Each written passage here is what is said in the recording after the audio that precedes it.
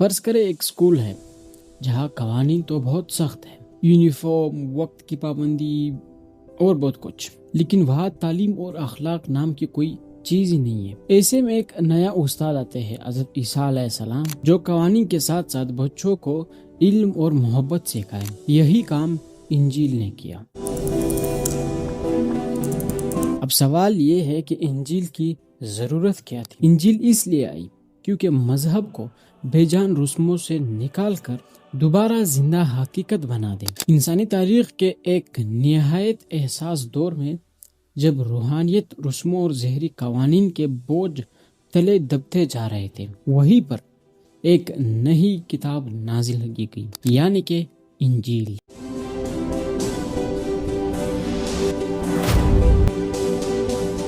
اللہ تعالیٰ نے انجیل کو حضرت عیسیٰ علیہ السلام پر نازل فرمایا تاکہ دین کی روح کو دوبارہ زندہ کیا جا سکے، یعنی عبادات کو بعض رسم کے درجے سے نکال کر اخلاق، رحم دلی، محبت اور حقیقی رسموں سے جوڑا جائے۔ یہ اس علاقے میں نازل ہوئی جسے فلسطین کہا جاتا ہے۔ اس کا مطلب یہ ہے کہ اس زمانے میں بنی اسرائیل اپنے ایک آزاد قوم نہیں رکھتے تھے، بلکہ ان پر رومن سلطنت کی حکمرانی تھی۔ لوگ سیاسی دباؤ اور مذہبی سختیوں کا سامنا کر رہے تھے تاکہ ان کی رہنمائی کی جا سکے۔ اور یہ جب کہا جاتا ہے کہ اس دور کے بعض مذہبی رہنما نے صرف قوانین کے ظاہری الفاظ پر عمل کرتے تھے، تو اس سے مراد یہ ہے کہ وہ اصل شریعت کی روح سے، یعنی نیت، انصاف اور رحم کے بجائے صرف ظاہری چیزوں کو اہمیت دیتے تھے۔ تاریخی طور پر بنی اسرائیل میں ایک فریسی نامی ایک مذہبی طبقہ موجود تھا جو شریعت کے سخت قوانین پر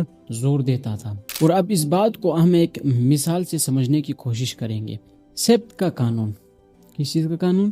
سبت کا قانون۔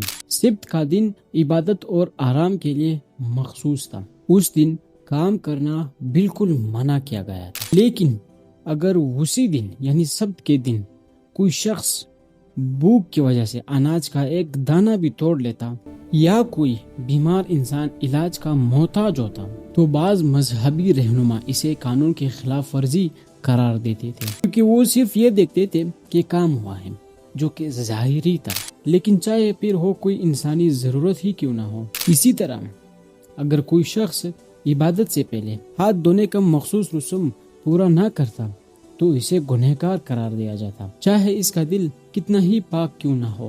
ایسے ماحول میں حضرت عیسیٰ علیہ السلام نے اس بات کی تعلیم دی کہ قانون انسان کے فائدے کے لیے ہے، جبکہ انسان قانون کے لیے نہیں ہے۔ یعنی اصل مقصد انسان کی بھلائی، رحم دلی اور نیت کی پاکیزگی تھی، نہ کہ صرف الفاظ کی سخت پیروی۔ اس وقت بنی اسرائیل میں بعض حلقوں میں دین کی اصل روح بہت کمزور ہو چکی تھی، اور بعض علاقوں میں تو دین ایک رسم کی طرح بن چکا تھا۔ لوگ صرف یہ دکھاوا کرتے تھے کہ وہ قانون کے مان رہی ہے، مثلا لمبے لباس اور ایک خاص طریقے سے چلنا، یہ سب، لیکن ان کے اندر اخلاق، رحم اور سچائی ختم ہو چکی تھی۔ دین صرف ایک رسم بن کر رہ گیا، روحانیت دیتی جا رہی تھی۔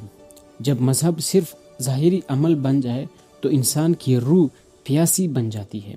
لوگ اللہ تعالیٰ کی محبت کے بجائے سزا کے خوف سے یا دنیا کے دکھاوے میں آ کر لوگوں کو اپنے اعمال دکھاتے تھے، جبکہ ظاہری ان کے پاس بہت کچھ تھا، لیکن دل میں سب کچھ ختم ہو چکا تھا۔ دلوں میں حسد، کینہ اور نفرت بھر چکی تھی، اور جسے آپ نے روحانیت کا دبنا کہا۔ ایک نئی آسمانی کتاب یعنی کہ انجیل ایک ایسی گٹھن دور میں نازل ہوئی تاکہ وہ بوجھ جو لوگوں پر ڈال دیا گیا تھا اسے ہلکا کیا جائے، خدمت کی طرف لایا جائے، یعنی کہ صرف ہاتھ پاؤں کی صفائی نہیں بلکہ اندر سے یعنی دل کی صفائی یعنی پاکیزگی ہو جائے۔ لوگوں کو روحانی کی بجائے اندرونی کا صفائی کرنا لازمی تھا، تو اس لیے انجیل نازل کیا گیا، اور یہ تھا ہمارا پارٹ 3، اور پارٹ 4 کے لیے انتظار کریں۔